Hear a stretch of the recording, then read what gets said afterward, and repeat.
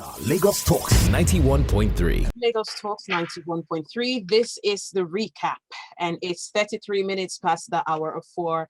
My name is Michelle Ago, and on the recap today, we have an exclusive interview. It's an update from last week's interview.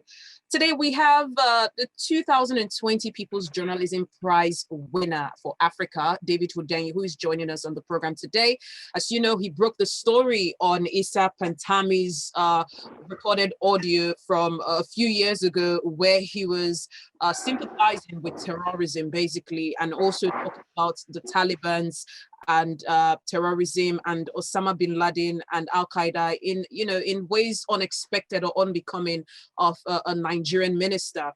Today we're giving you an update from last week's conversation that we had with him on the Minister of Communications and Digital Economy, Issa Patami, and we have David Hundeyin. He's here to give us more updates on new findings, and we're going to have a robust conversation on the reaction so far from the presidency, in quotes, Garba Shehu to be precise, and also how Nigerians like yourself have responded so far to the recent revelations and findings from David Hundeyin. David Hundeyin, you're welcome to the program today. Good evening.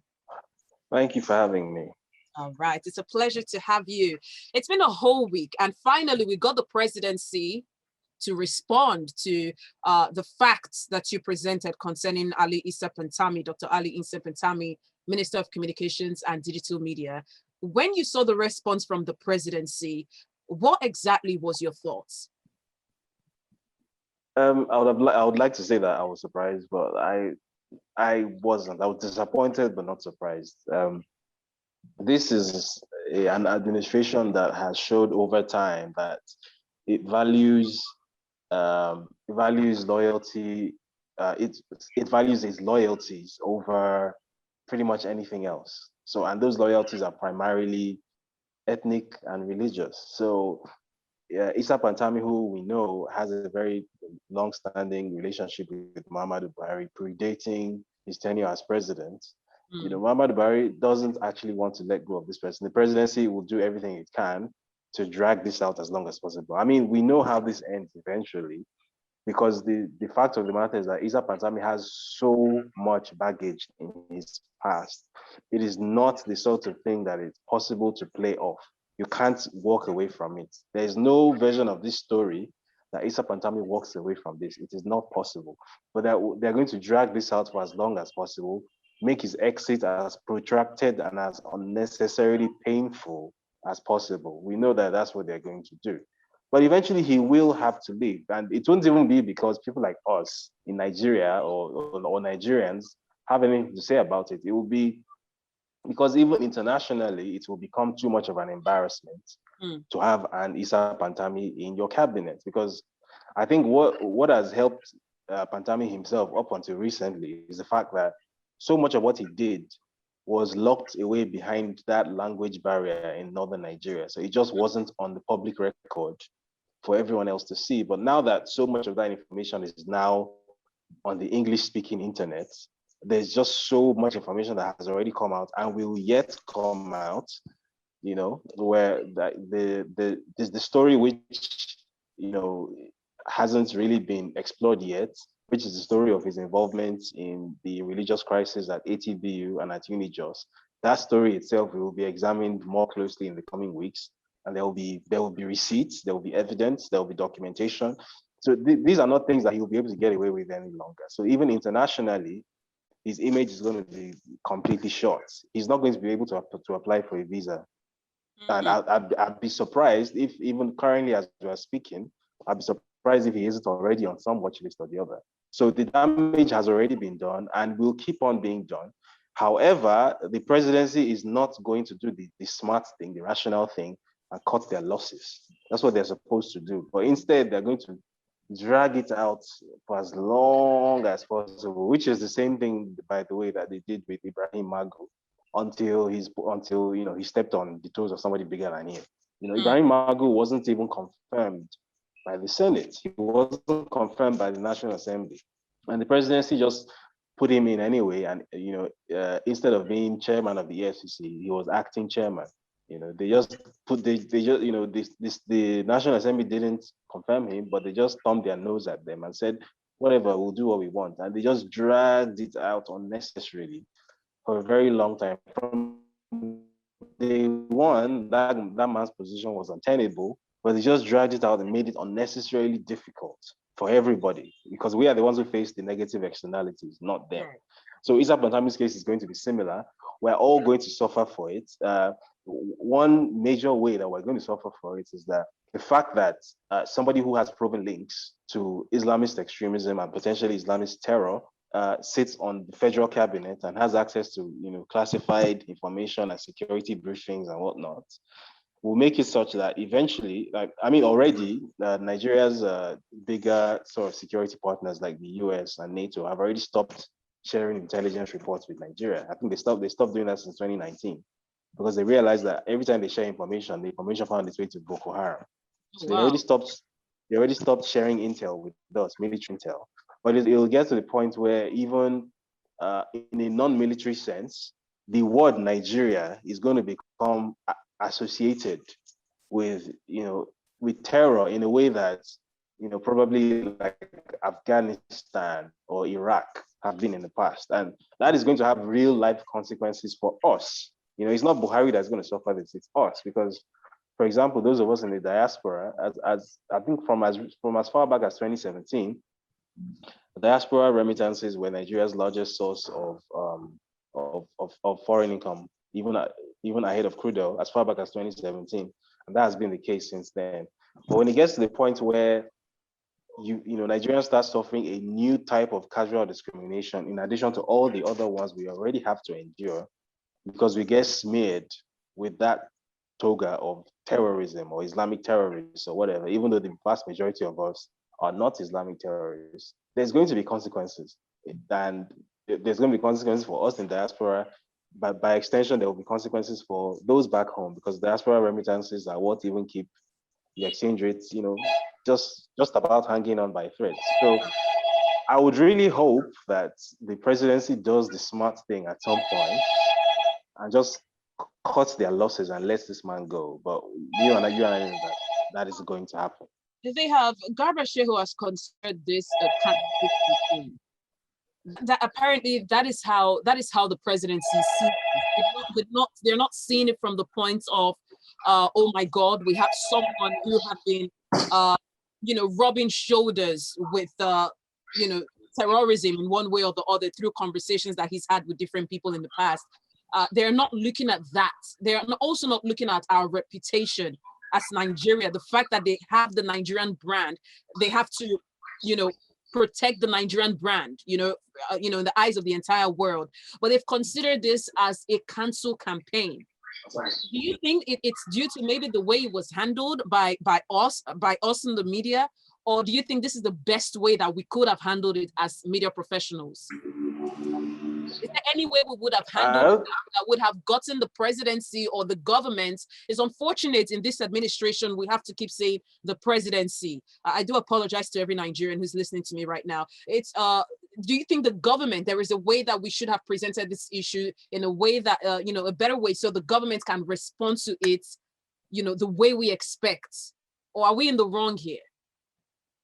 I don't think there's anything else that we could have done. I mean, speaking for myself, I can't speak for the whole of the Nigerian media, but I can definitely speak for myself. I did my job, and I'd like to think I did so professionally and with the best intents possible and to the best of my ability. So beyond that, I don't see what else could have been done or how it could have been done better. I mean, there was a story, and the story is that somebody sitting in one of the most powerful positions in Nigeria's government, who has access to the entire information infrastructure of the entire country, the entire data storage of the entire country, is essentially somebody that has a very dodgy background and potentially cannot be trusted. So what else were we supposed to do with that information? Like we weren't going to sit on it and then maybe try and communicate secretly with the presidency, were we? Because as has been established since the story came out by the former assistant director of the DSS, Dennis Amakri, the DSS itself openly recommended to the presidency, to the executive, that Issa Pantami should not be hired as a minister because of the baggage in his past. The DSS wrote a very damning report about Issa Pantami. So, and this was 2019. So this is 2 years before So the whether DSS did their job. they Apparently, did their job, and the presidency actively took the decision to ignore them and to present him to the Senate anyway. And then, for whatever reason, I was listening to a member of the House today talking about the proceedings that led to Pantami being confirmed. And he said, look, if whoever tells you that we got the DSS reports, that person is lying, quote me anywhere. That they didn't have access to any of that information. Wow. That the only information they had was his profile, or what was presented as his profile, his academic qualifications, his background at NITA, and that was that. And if you actually watch the video, the actual confirmation took just 11 minutes. So the lawmakers were not adequately informed.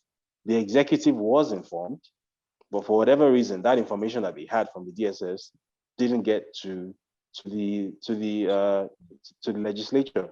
At least going by what this person said, who said that we can quote him anyway, and I don't think he was lying. So you really have to ask the executive what it was that they saw in Issa Pantami that was so important, that despite a security report stating that this person is not suitable for sitting in that seat, precisely because this person's background makes this person potentially a security risk, an existential security risk, national security risk. The executive made the decision to go ahead and hire him anyway and put him in the job and give him full access to Nigeria's communication network. So then that leads to other deeper questions, such as, is Issa Pantami working alone? Is he the only person in the administration who potentially has or had such sympathies? Who else has such, had such sympathies? Is the president involved in this?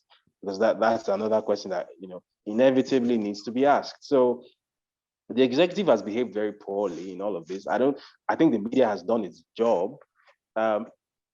Probably not to some parts of the media, probably not to the fullest extent possible, because I also noticed that when the initial story broke out, which was before I got involved, the story about him supposedly being on a terror watch list, the media didn't do its job then, because what the media should have done was try and confirm from the consulate in question whether he was on that watch list, and then they would have been informed that such information is not available, that nobody can confirm or deny such a thing.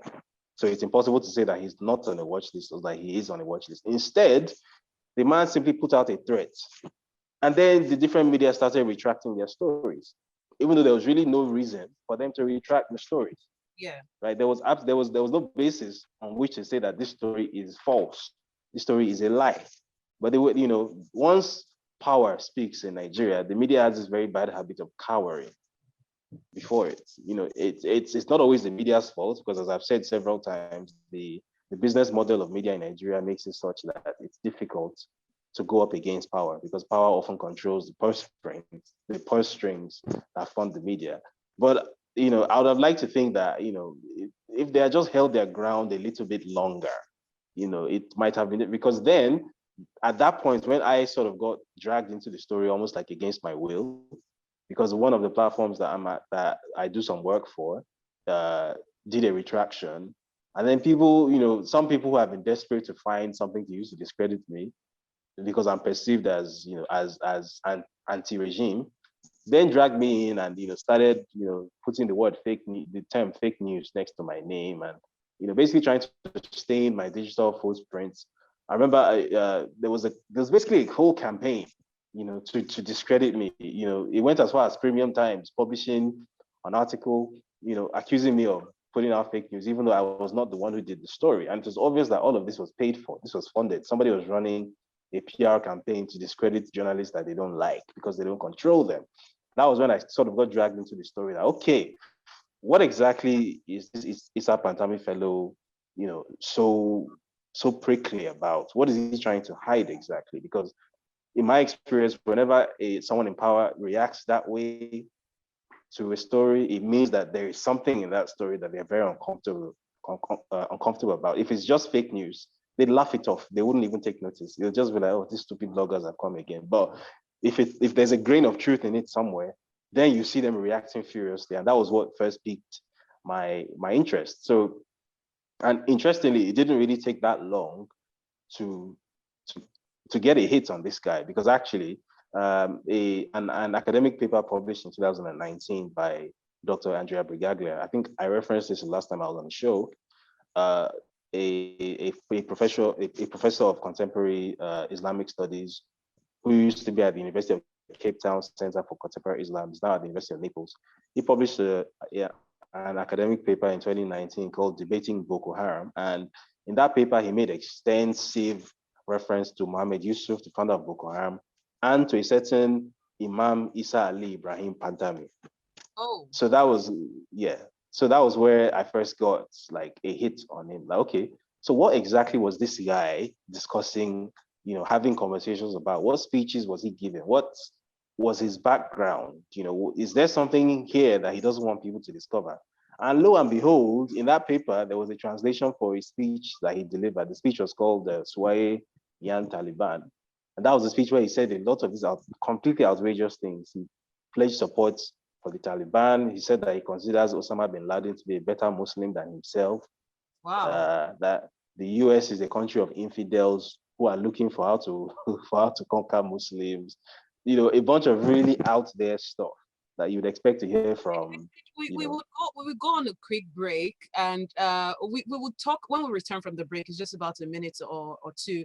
We would discuss on some of the updates or new findings that you might have gathered from the past week or up until today, and see how we can merge that with the revelations from the past and forge a way forward and have Nigerians aware of what exactly is going on right now. I love the fact that we have you firsthand on this conversation to give us accurate information so it isn't watered down in any way whatsoever. Please stay with us as we continue the conversation. You're listening to the recap on Lagos Talks 91.3. Stay with us. We are Lagos Talks 91.3. You're welcome back to the recap on Lagos Talks 91.3. David, you're welcome back to the program. Now, it's been interesting listening to you and your reactions concerning what Garba Shehu has said. But have you discovered or have any new updates concerning what you had found so far? I wouldn't call it a new update. I'm just doing some more digging, pretty much, into some of the subplots of the Isa Patami story, if you like. There are several subplots. He has a very, very, very long history. So, for example, you might have heard of the Maitatsine uprising in the late 70s and early 80s. I don't know if you're familiar with that. So that is what some people think of it as the original Boko Haram, the precursor to what later became Boko Haram. So in the late 70s and early 80s, in some parts of northern Nigeria, there were these sort of like these newfangled Islamist groups, like of the sort that Nigeria had never seen before. Because bear in mind that up until that point, the type of Islam that had been practiced in Nigeria by and large was pretty benign. It was pretty moderate, right? As most of our parents would tell you, many of them grew up in the north. There wasn't the north that exists now and the north that existed in maybe the 60s or the 70s is not the same place. Right? There was a lot more. It was a lot more socially liberal in many ways than it is now. And then in the 70s and the 80s, there arose this series of sort of like almost cult-like Islamist groups, and it was referred to as the Maitatsine crisis. And in almost all of these cases, they became violent. They took up arms against the state, and it ended in bloodshed, basically. In fact, when Muhammad Buhari was campaigning for presidency in 2015, one of the things that he used as a campaign point was that it was during his time as military head of state that the Maitatsine uprising was decisively crushed by the military. So the last holdout, the final holdout of the Maitatsine rebellion was in Gombe State, in a certain in an area called the Patami ward, and that was the final uprising took place in 1985. That was where there was a massacre, and the military finally put them down. But they had obviously been operating and brewing since the 70s. And interestingly, Issa Pantami was born in Pantami ward in 1972. So obviously, it's very difficult to obtain information about that part of his life, because a lot of this was undocumented. But there's a lot of circumstantial evidence to suggest that almost from birth, this guy was died in the wool of extremism, right? He's, by the way, the name Pantami is pretty much, so there's a northern tradition where the town you come from, you sometimes you take the name of the town and it becomes your name. Okay. So on his PhD thesis, his name is actually Isa Ali Ibrahim. The Pantami is the name of where he was born, which was Pantami ward in Gombe State. Okay. And if you check it, that was the place that was the final holdout of the Maitatine rebellion, which some argue became the birthplace of what later became Boko Haram. From that early age, he has been involved very, very heavily in these hardcore Islamist ideologies. As he himself said, he started preaching when he was 13. By the time he was in his early 20s, he was already a well-known preacher. By the time he graduated from Abubakar Tafawa Balewa University, he became the chief imam.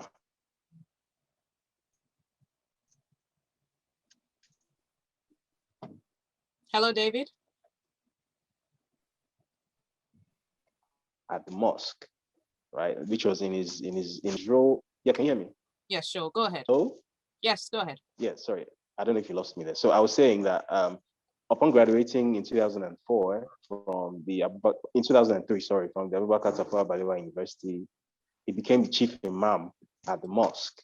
Now, his role in the 2004 religious crisis there, which led to the shutdown of the school for certain months, has been only partially documented. So that's one of the things that I'm working on now, to turn it from just an allegation into a documented story, because there are plenty of eyewitnesses, there are plenty of people who were there, there are plenty of people who witnessed what happened, who are only just now.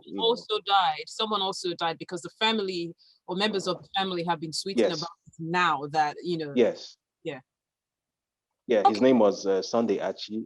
He was the president of the Christian Students Union on campus there. And so essentially what happened was a group of 5 students from the Ekwa Church. Ekwa is the Evangelical Church of West Africa. It's a very popular northern church.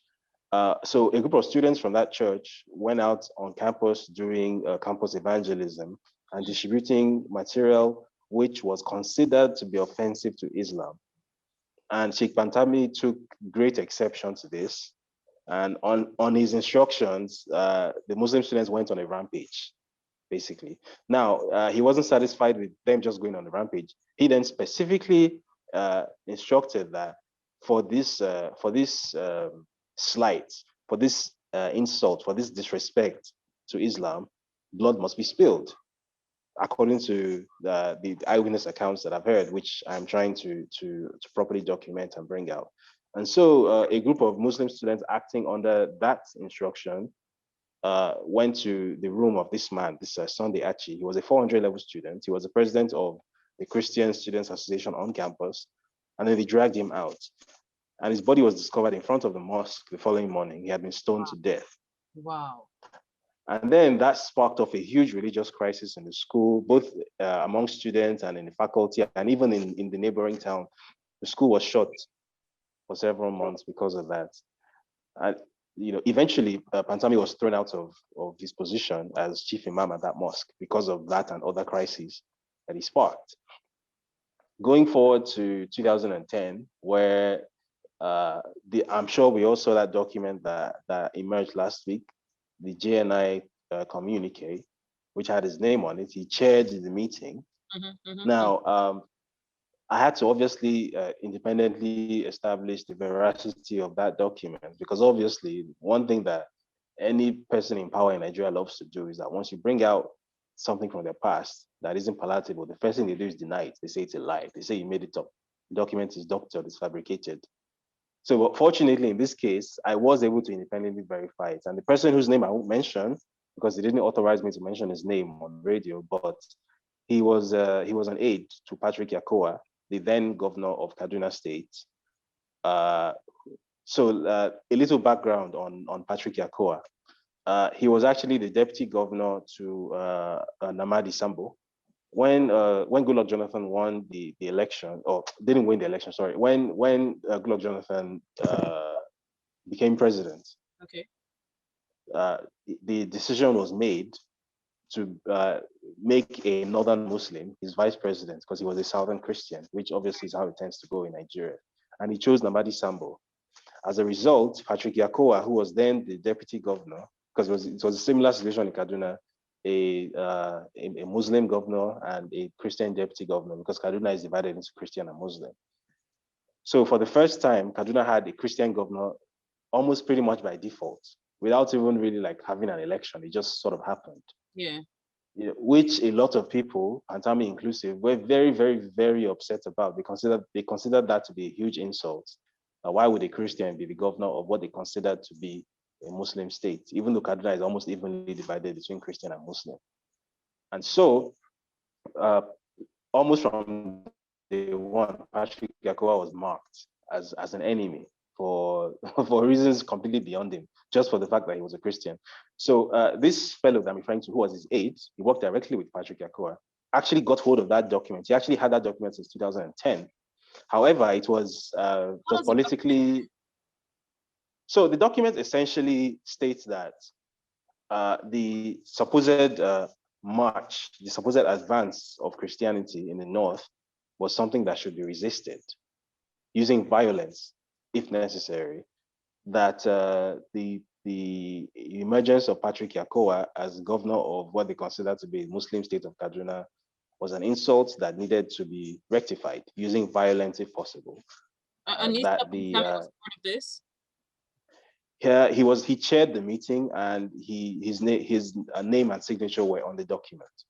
And by the way, it's if there's any doubt about this, that this meeting took place, you can actually Google it. So at the time in 2010, that meeting was actually what's it called? When it happened, it was actually reported in the media. So it was on Vanguard, it was on Sun News, I think it was on PM News as well, which was the link that I saw it on. So it was actually reported at the time when the meeting took place. What wasn't reported was the agenda of the meeting and what came out of it.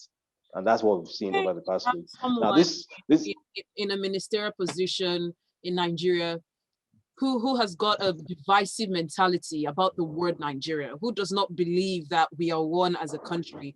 Someone who is divisive, a terrorism apologist, we have him sitting in power, protected by the Nigerian government, who might share the same vision and ideology with him as well. So what would you call the Nigerian government at this point with their response so far through Garba Shehu or via the presidency, saying that this is a campaign and he has already apologized, so people should move on. It was a mistake he made in his 20s. What exactly, I mean, if the international world is watching, how serious or less serious will it take Nigeria? I mean, this was why I said earlier that if Garba Shehu thinks that that joke of a statement he released has ended anything, he's having a laugh. This is not over, not by a long shot. This hasn't even started. The repercussions of this will be such that even the Nigerian government, in all its braggadocio and in all its haughtiness and arrogance, will be forced to take the action that it doesn't want to take. It's only a matter of time. That the existence of Dr. Patami in that position is no longer tenable. It is untenable. And I'll give you there are several reasons, but I'll give you just one very, very tiny reason why he fundamentally cannot remain in that position. Now, the NIN project, which by the way predates him, right? Because he always likes to talk as if the NIN thing was his idea and that he's the one spearheading it or something. Before him, there was an NIN project. This project is actually significant. This project has significant funding from international partners, right? There's hundreds of millions of dollars going into it from international partners, from foreign governments, and from donor agencies. Now, if there's any, now that a lot of Nigerians are starting to question, whether they even want to, to get registered with their NIN, they're wondering whether, somebody that may have sympathies with terrorists can be trusted with their data. There's every possibility that the NIN project itself, the compliance with the NIN project is going to suffer. People are simply going to stop registering the numbers that they were doing. Already there was a significant, there has been a very, very significant lag in compliance, because obviously the logistical difficulties involved in registering 100 million plus people. We know that very well in a country that can't even count itself. And now you're going to add the added disadvantage of distrust, significant distrust, particularly among people who already, like, so Nigeria is already a significantly divided country. There are already people who have that sneaking suspicion that there's some group of people somewhere is out to get them. So when there's now some kind of what appears to be evidence that somebody from this group of people, is pushing some kind of agenda and that their data might be at risk, they're not going to register. And when that happens, and that jeopardizes the entire NIN project, then the funding that keeps the NIN project moving will be halted. Because the foreign governments and the international donor agencies funding this thing are going to say, well, if the person spearheading this thing has become an obstacle to the success of this thing, then it's either you get this person out and put somebody else in so that this thing can continue and we keep on funding it, or we withdraw our funding. That's what's going to happen. It will take a while. It's not going to happen tomorrow, but it's going to happen. David, how do we fight terrorism as a nation when we have this set of people running the country? What do we do as a people? How do we fight terrorism? Because this is a problem. There was even a clash in Lagos a few hours ago of policemen and bikemen, and just clashes going on across the country. Policemen are being killed in different parts of the country, in the south and the north. Human beings are being slaughtered every single day. With the body language of the presidency right from the inception of this administration, we are yet to see the will to fight terrorism or tackle banditry. And now we have this striking and notable revelation that you have shared with the entire public. With this knowledge that we have right now concerning Patami and the presidency and how they are protecting basically one who is sympathizing with terrorism, how then do we fight terrorism as a country? What do we do? Are we helpless? So I wouldn't say we're helpless. Certainly we aren't the ones holding the guns. So fighting terrorism in our context, isn't a physical fight. But what I think we can do is certain conversations that we have been very shy about having, that we've been very almost scared to have. We've been very, very coy about broaching.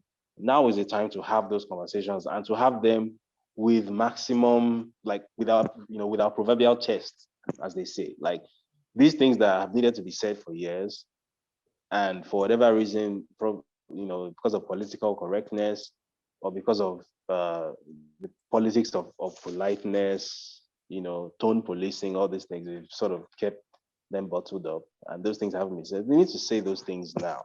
So, for example, the fact that there's a fundamental civilizational clash, because the clash in Nigeria is not just a religious or an ethnic clash, right? What happened in Yugoslavia was an ethnic clash. What happens in the Middle East is a religious clash. What's happening in Nigeria is different from those things. It has those elements. But what's happening in Nigeria is a civilizational clash. Nigeria has two completely separate and distinct civilizations.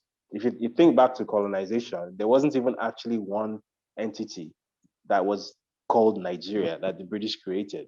There were two separate entities. There was a northern protectorate and a southern protectorate, which were then amalgamated for reasons of convenience. Right? So there has always been a significant civilizational divide. There's a civilizational difference. So first of all, in the south of Nigeria, something that we need to accept is that not everybody is like us. Not everybody wants the same things that we want from life. we are sort of mercantile, sort of commercially oriented, financially motivated people. Some other people are ideologically motivated people. We don't want the same things from life. And it's a mistake to assume that we're all the same. We're not, right? So when you start approaching life from that basic consciousness, then the decisions you start to make, even on a personal level, will reflect the fact that, okay, you are actually fighting for survival now. Fighting for survival doesn't mean doing what Nnamdi Kanu said and picking up guns and going to start shooting people or fighting people. No, that probably will even be counterproductive, and that will actually probably lead to your death, right? So, like, I'm not here advocating for anybody to go and violently confront anybody or anything like that. What I am saying is we need to develop a consciousness that puts our survival first, that first of all acknowledges where we are, and what we are dealing with. That there's no when we're having this conversation about Islamic extremism and terrorism, one fundamental error that we've always made is to ignore the very, very gaping fact that Islamic terror in the north didn't just happen out of a vacuum. It didn't just happen out of nowhere. We're always so eager to draw this distinction between, this sort of fictionalized, idealized, ideal northern Muslim person, and then the Abubakar Shekau extremist terrorist person, and then we don't draw the link between the two of them, how one directly feeds into the other, and how certain cultures in Nigeria themselves actively contain elements of that extremism that feed terrorism directly. And nobody has ever spoken about these things publicly. But even if we know it's somewhere upstairs or we feel it, we just don't say it out. We don't have this conversation because, well, it's not polite and we're afraid of how we'll be perceived. If we say it, well, the time for being afraid, because of those perceptions is long past now. We're in a situation now where in Lagos, which is like the last stronghold of sanity in Nigeria, we're having open street fights between the authorities and certain elements who don't consider themselves to be part of the polite entity that we think ourselves as a part of. We have policemen exchanging gunfire with Okada riders. We're already at that point in Lagos now.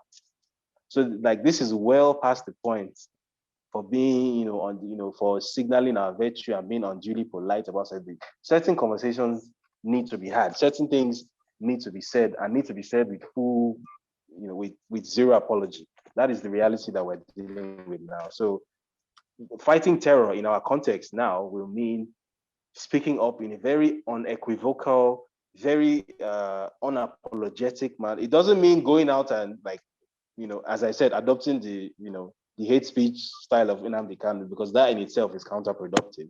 The point of this isn't to say that we hate somebody or we don't like somebody. That's not the point of this. The point of this is to say that we have been, we are facing this existential threat, and this is what we want. And such and such and such is how we would like our existence within the entity we currently have to be renegotiated. These are the things that we want to see done. Right.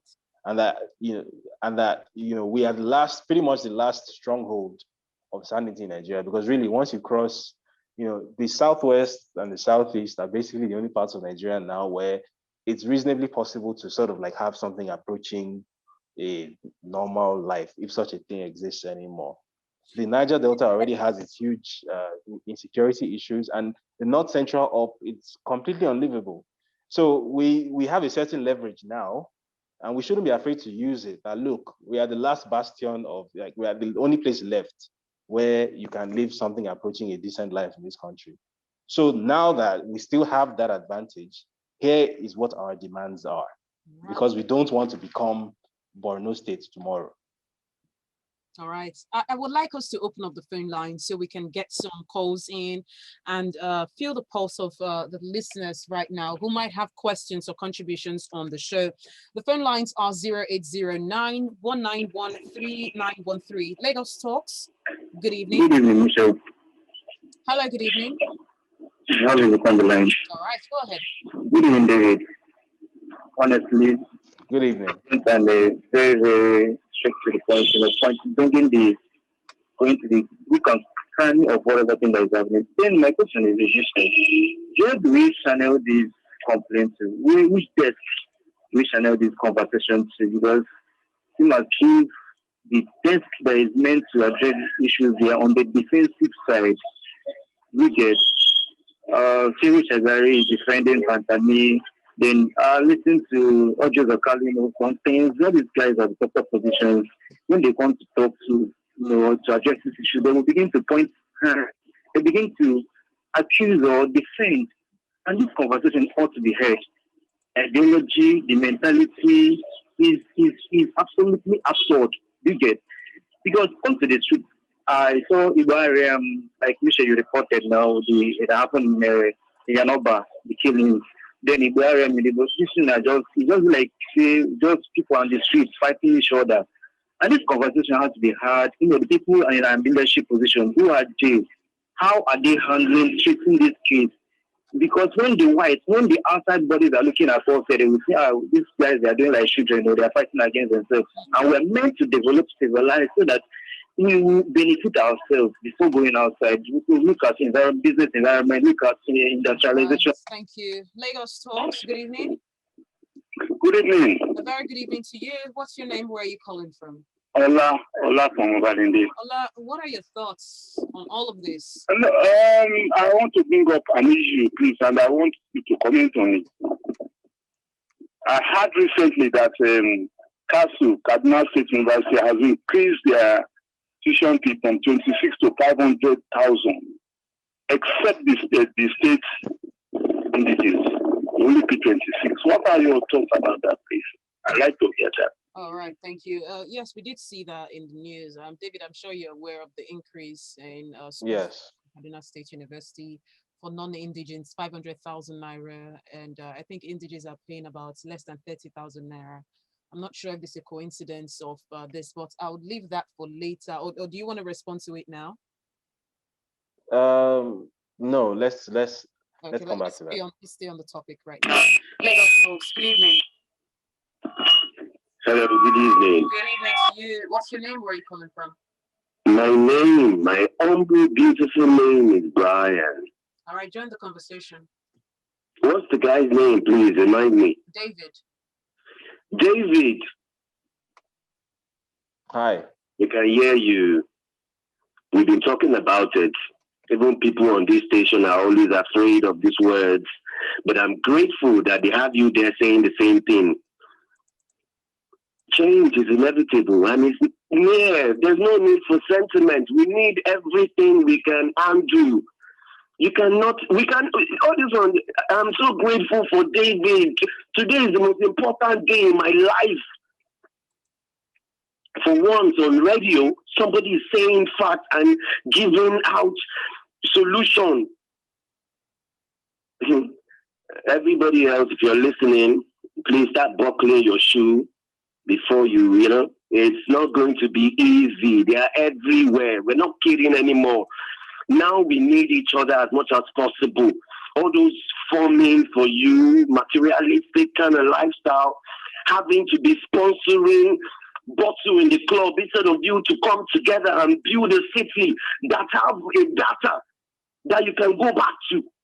You're now giving it out to people. Now you want to, how are we going? Where are we starting from? Do we love each other? Who do you want to trust now? Because of some little change, some people are going to sell out.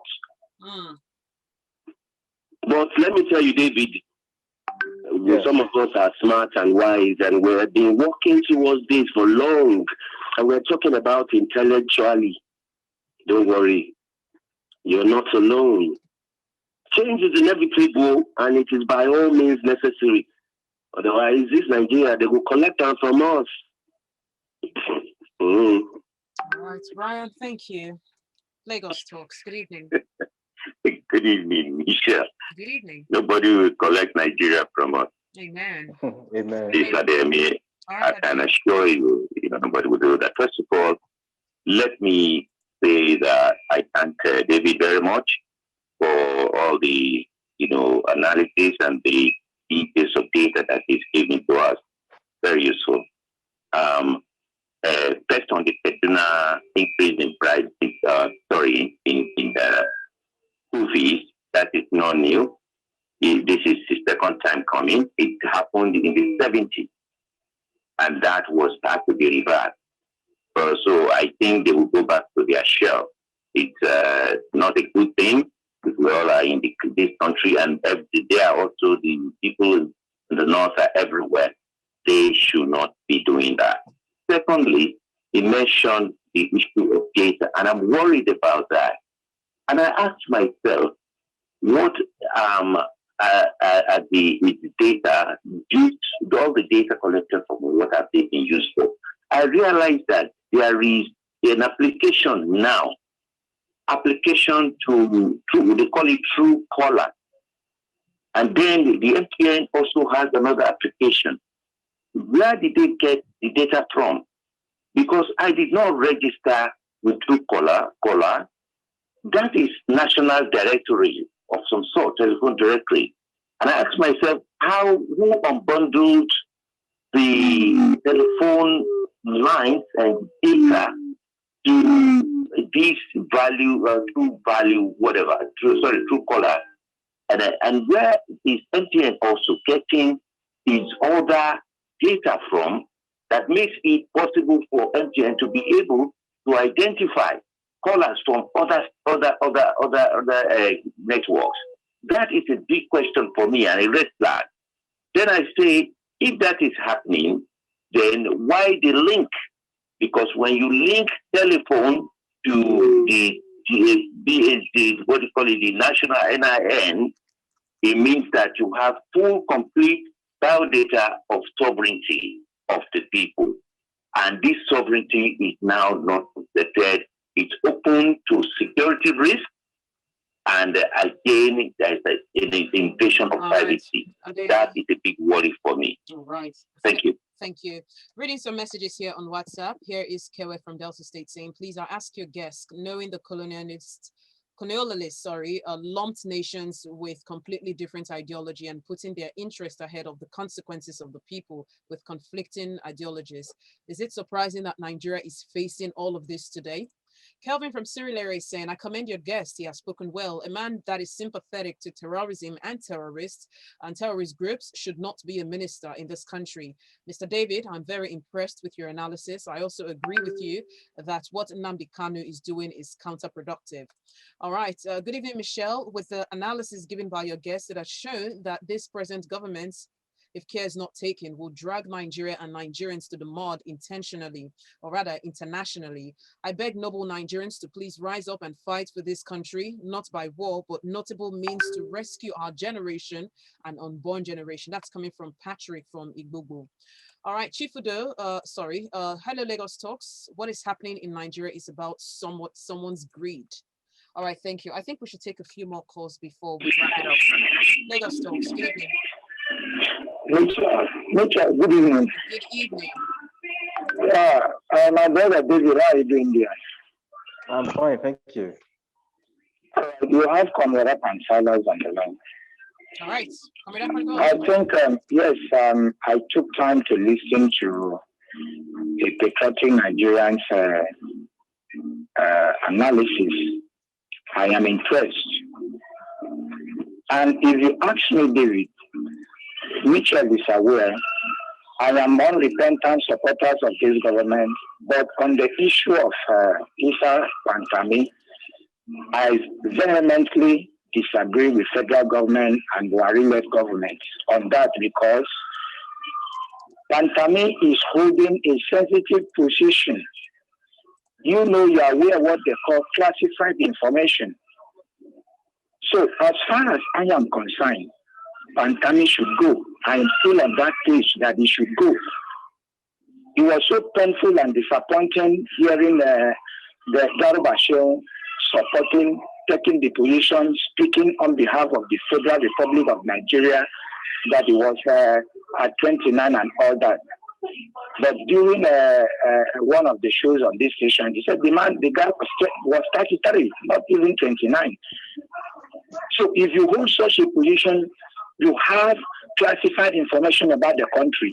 My worry is that whenever bandits or Boko Haram, they will use phone to call and nobody can trace or could trace the phone calls and now get them arrested. There is no information. Police could not do that. DSS could not do that. Sometimes in my sitting room, I said, how could these people who call the family of the victim come and pay? And the phone and the number, nobody, no information about such a call. So as far as I am concerned, I am not comfortable with the existence and the availability of Patami in this government. He should leave. This government should do the needful by asking him. Garoba should advise him to leave. Governors Forum should ask him to leave. Religious leaders should ask him to leave.